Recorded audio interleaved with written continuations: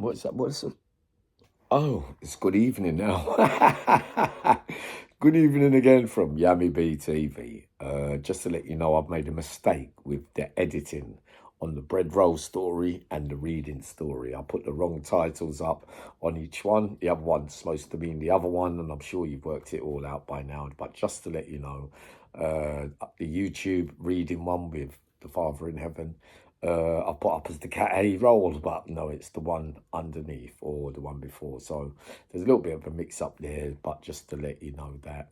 Hopefully I can edit it later on if I know how. I'm enjoying showing off with the new iPhone because now I don't have to use the earphones either in my ears. So now I can just get up, do my videos, do them wherever I can. Like I said to you, the journey's continuing. We've got the camera equipment on its way. I've got good news coming for you tomorrow, which I'll be sharing with you. But also as well, you know, people talking about drugs. I might be on them, I might be off them. But just to let you know, I went 2 months without taking medication. But today and yesterday, I've had to go back on tramadol, gabapentin, and zopiclone at night. I didn't want to take these things, you know, but I went without. And the advice from many is, Yammy, you've got to take them if it helps your condition. Because yesterday I was in a bad way the day before. I'm going to go into it some other time, but I know some of you will be seriously worried. Mark Quinn, I completely get you, my boy. No offence taken. Mark, you say whatever you want to say, but all you get from me is honesty, and that is that. And if otherwise, I wouldn't bother coming up here. That's the honest truth. If you don't see me come up, you know something's wrong. So we all know that by now. You've been following me for years, for months, or whatever. If I'm well, I'll come up. If I'm not well, I will not come up. The YouTube world's very difficult. You know, it can go have its ups and downs and all the attention and all the things that come back. It's not nice being called horrible names. You've got to deal with all that as well. Thankfully, the majority of the comments I get are quite good. But it's also very painful when people slag you off. I can only be human and say that to you.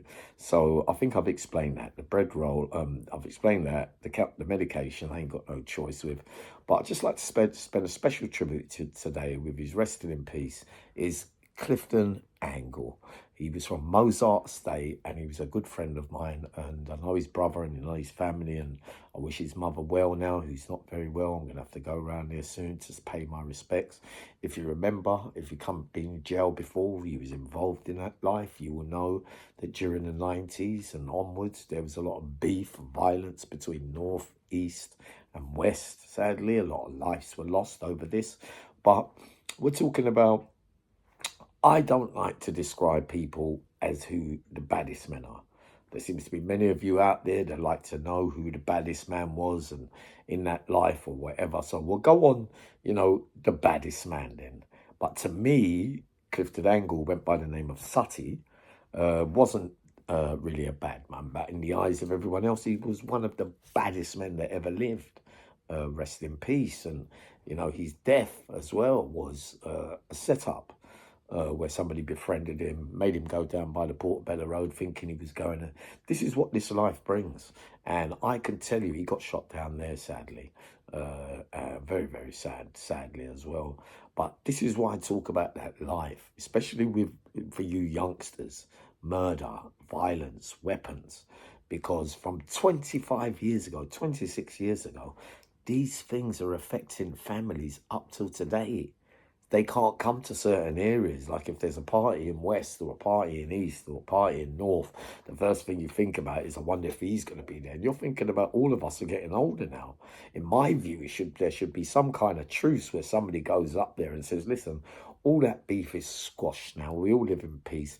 We don't want no more lives lost. That's what we want to do.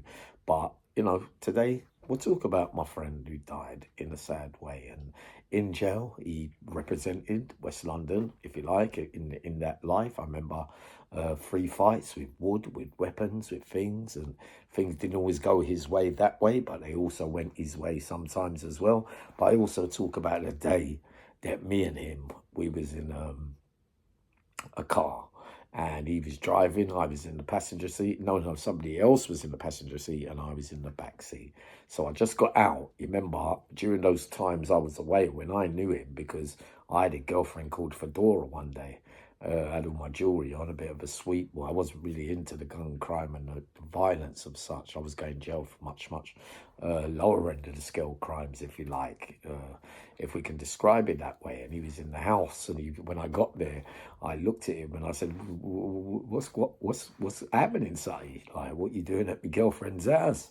And he said to me privately, he goes, oh, no, I never knew.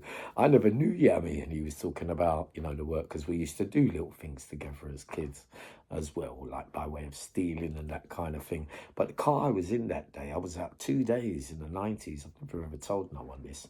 And the car got sprayed with bullets. To say that I had to duck, he had to duck, everybody had to duck, shit the life out of me because I wasn't expecting it. And we got away. All the windows were shattered. I got out of the car, said, thanks very much. I won't be getting back in a car with you again, because I wasn't involved in that beef, if you like. I was involved. Well, I used to talk to all sides in prison. It wasn't, unless he was with me directly at the time, you know, I weren't going to buy out fights from the streets that I had nothing to do with. It wasn't like that. But if he was there and he was in a fight and I knew you, I would get involved. So, and a lot of men over East London as well that I used to get along with as well that, you know, sadly were mixed up in all this back in the day. But yeah, having got the car sprayed up and all that, and then I was away again for the usual nonsense. And then it all continued and continued and continued. You know, you had a shootout where 3 men died. 3 men died basically because somebody looked like somebody else. And they sprayed up the place in there, and 2 people died. You know, one died straight away and one died later on by his injuries, but they had nothing to do with it. So these are the things, remember, you lot, it doesn't have to be you that done it to be getting on the wrong end of the stick, if you like. And your life being ended just like that, just by guilty by association. Because people that lose lives on one side, they're only after revenge. They're just going to be thinking, right, who's he with? Who knows who? Even your mum's house. So I've got 3 people today from all areas that phone me. And I wish that there could be somebody that goes up there and says, look, call a truce on all that, because it was way back in the day. Loads of lives were lost. You can't bring the lives back.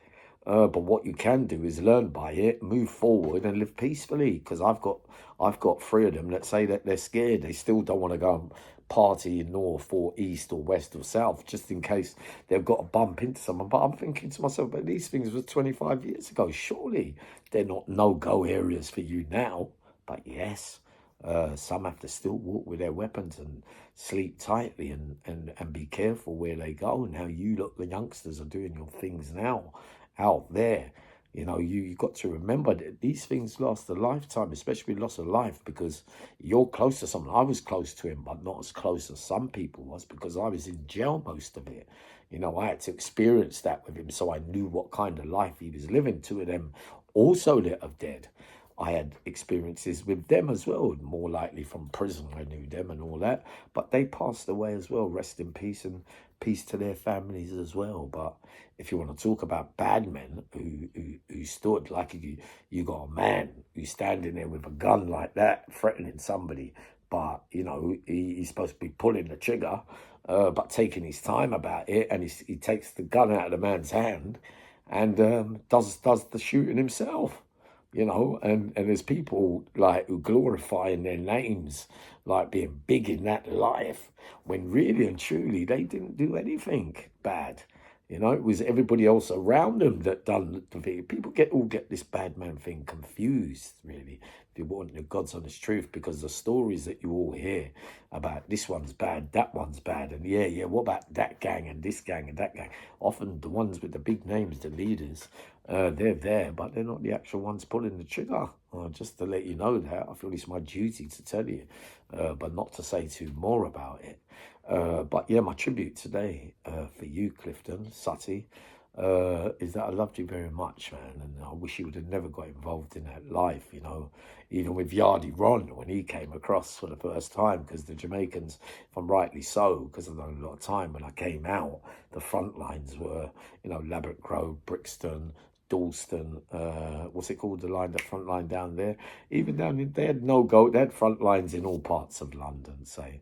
But really, what I saw from him with my own eyes has to go down as, you know, in my book, go down as one of the baddest men that ever lived. Not in that I'm saying that, but what everybody else is saying that. If you want to put people into that category, especially the way they do it on YouTube, because I look at it, a bad man now doesn't really mean nothing to me, because I pretended to be a bad man, acted like a bad man, and look where it all got me. But paying tribute today for you, Clifton. A lot of you remember the North and East. I wish you all the best in life, and I want you all to rest in peace.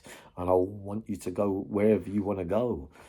So if there's any kind of truce someday for all of you, I'll be very, very happy. But today, special mention for you, Clifton Angle, Sutty.